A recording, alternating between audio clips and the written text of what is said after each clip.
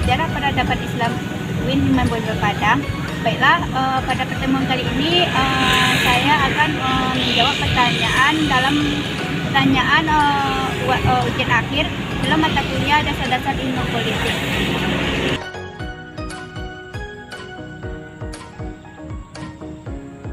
Baiklah, yang pertama yaitu kita membahas tentang apa manfaat-manfaat yang kita dapatkan dari belajar ilmu politik.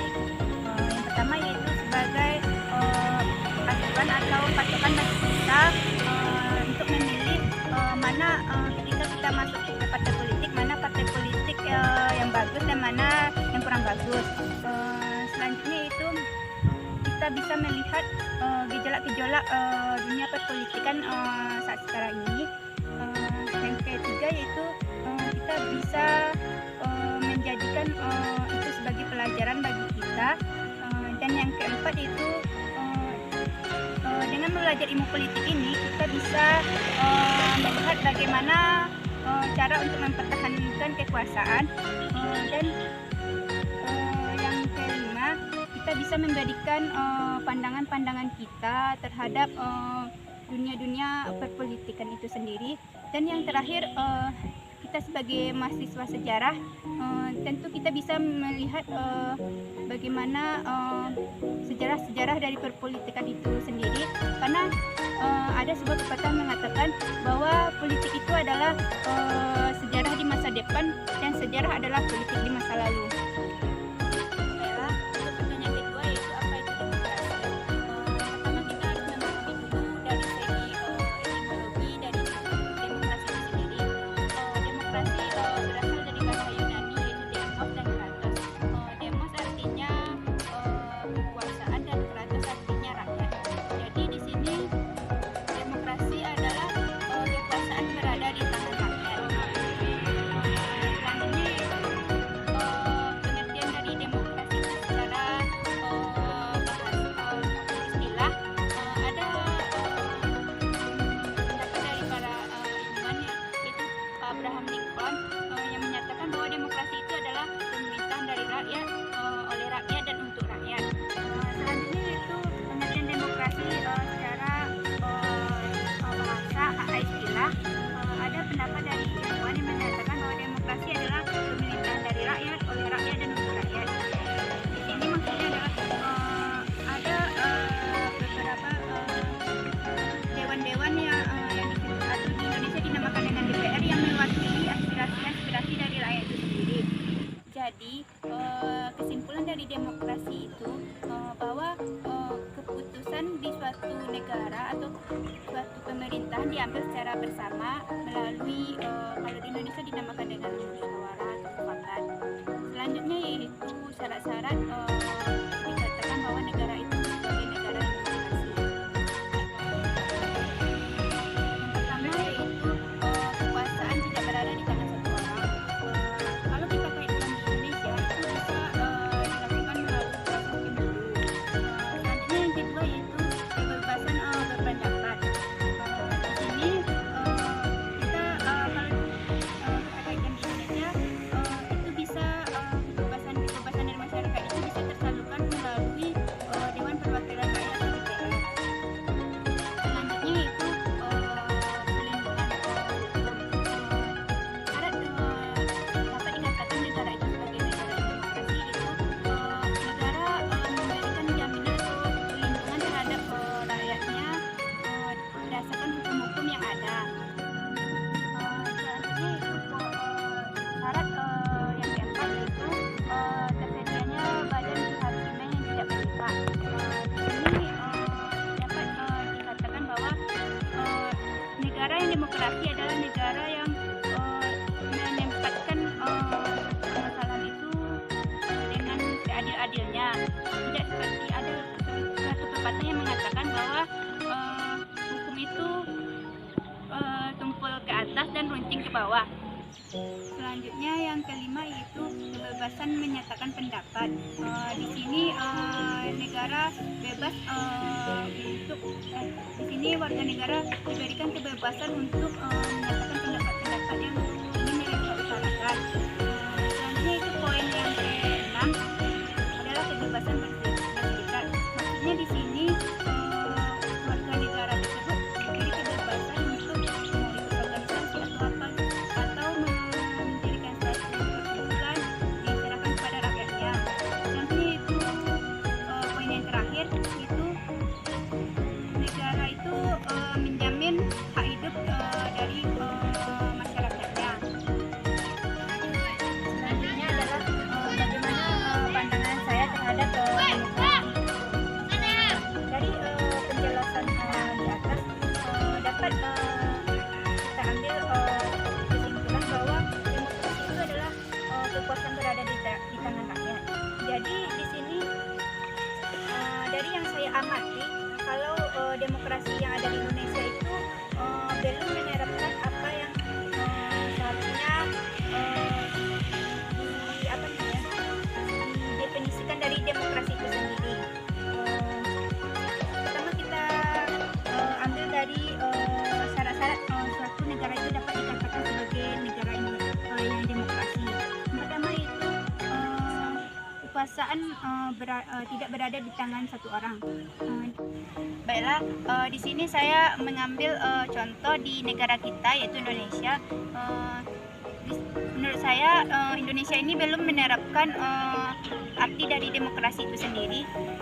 Sebagaimana dari penjelasan saya sebelumnya itu syarat-syarat dapat dikatakan negara itu sebagai negara yang demokrasi. Yang pertama yaitu kebebasan tidak berada di tangan satu orang. Kalau kita lihat sekarang ini, saya berpikir atau melihat satu pandangan bahwa negara Indonesia kita ini adalah negara yang oligarki atau negara hanya dikuasai oleh beberapa oknum-oknum tertentu, yang mana ketika suatu partai menguasai satu kedudukan, maka partai-partai yang lain akan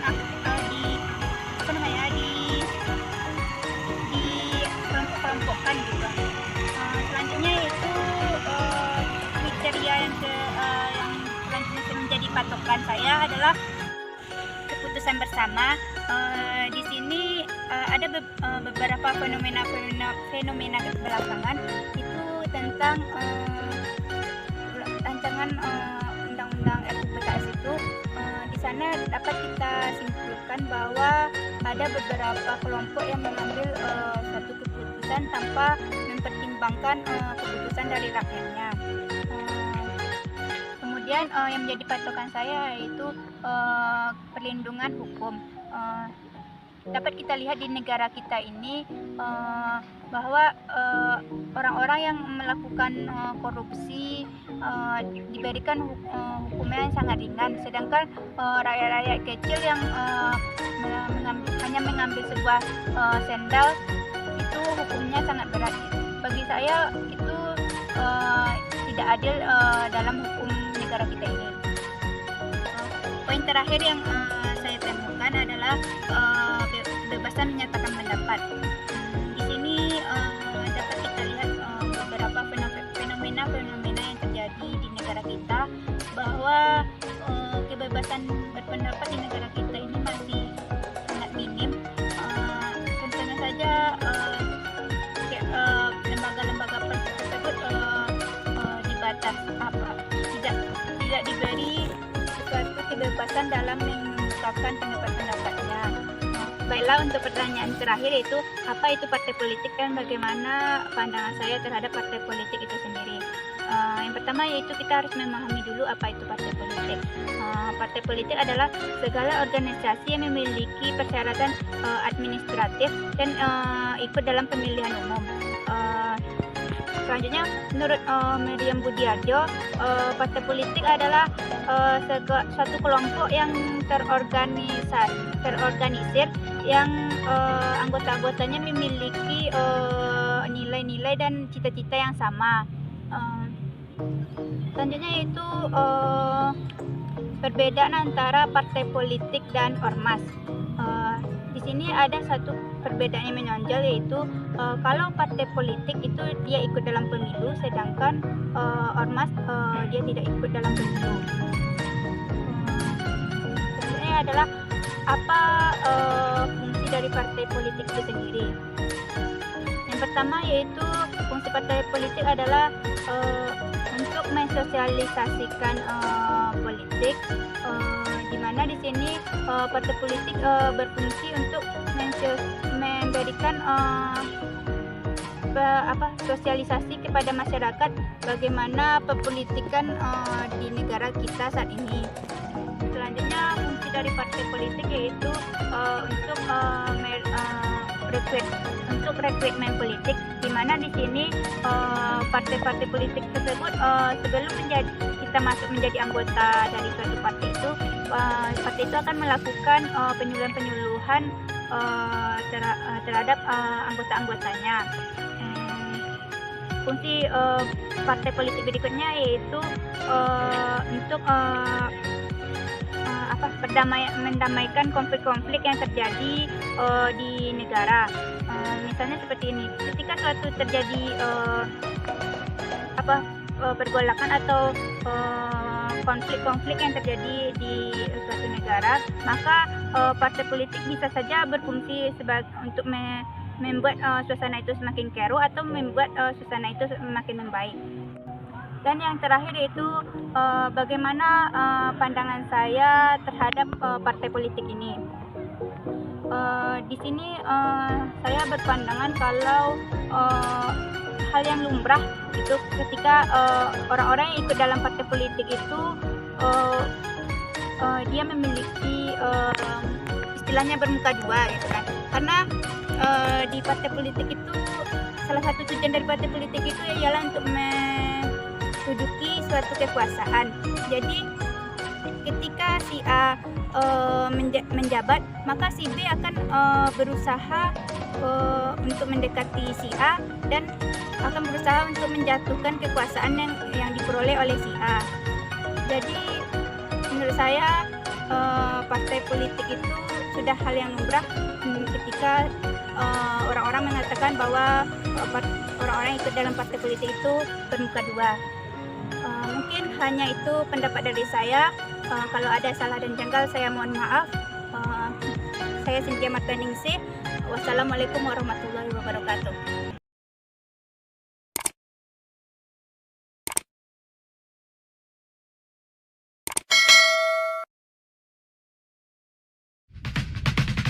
Give 'em prayer hands, say what's up America. Half of you should know